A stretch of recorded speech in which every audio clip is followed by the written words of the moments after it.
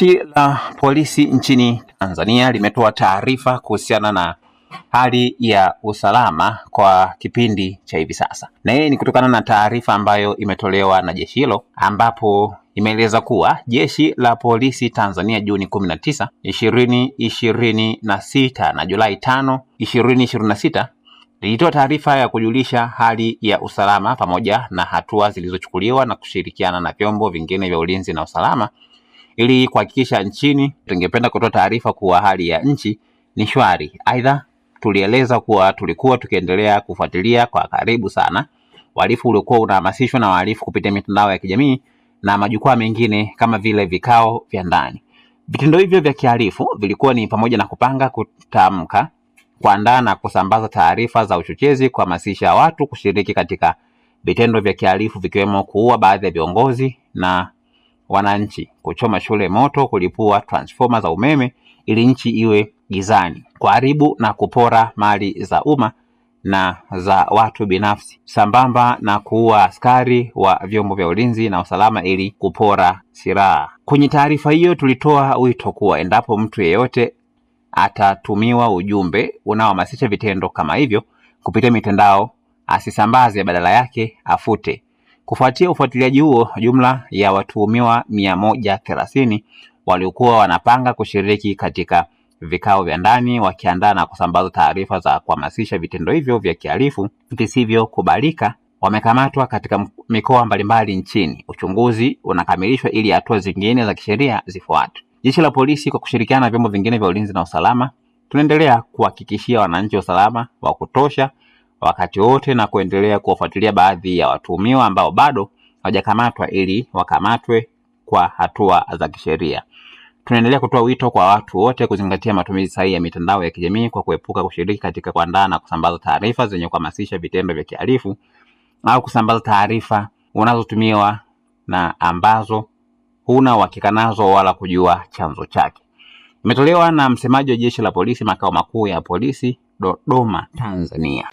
Jeshi la Polisi Tanzania Juni 19, 2026 na Julai 5, 2026 lilitoa taarifa za kujulisha hali ya usalama pamoja na hatua linazochukua kwa kushirikiana na vyombo vingine vya ulinzi na usalama ili kuhakikisha nchi inaendelea kuwa shwari, ili kuruhusu wananchi waendelee na shughuli zao za kujitafutia riziki katika mazingira ya amani, utulivu na usalama.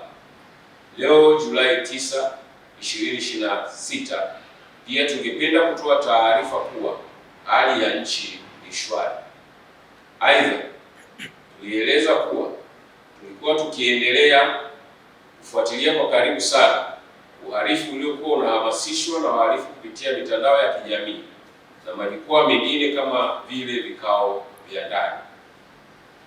Vitendo hivi vya kihalifu vilikuwa ni pamoja na kupanga, kutamka, kuandaa na kusambaza taarifa za uchochezi, kuhamasisha watu kushiriki katika vitendo vya kihalifu vikiwepo kuua baadhi ya viongozi na wananchi, kuchoma shule moto, kulipua transformer za umeme ili nchi iwe gizani, kuharibu na kupora mali za umma na za watu binafsi, sambamba na kuua askari wa vyombo vya ulinzi na usalama ili kupora silaha.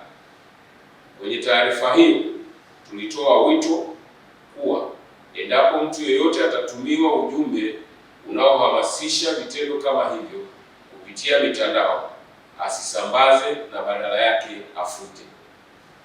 Ufuatiliaji huo, jumla ya watuhumiwa 130 waliokuwa wanapanga, kushiriki katika vikao vya ndani, wakiandaa na kusambaza taarifa za kuhamasisha vitendo hivyo vya kihalifu visivyokubalika wamekamatwa katika mikoa mbalimbali nchini.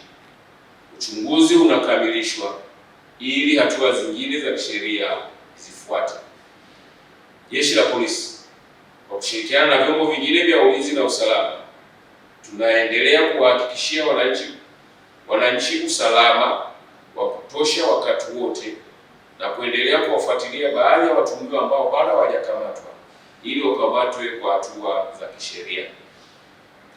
Tunaendelea kutoa wito kwa watu wote kuzingatia matumizi sahihi ya mitandao ya kijamii kwa kuepuka kushiriki katika kuandaa na kusambaza taarifa zenye kuhamasisha vitendo vya kihalifu au kusambaza taarifa unazotumiwa na ambazo huna uhakika nazo wala kujua chanzo chake.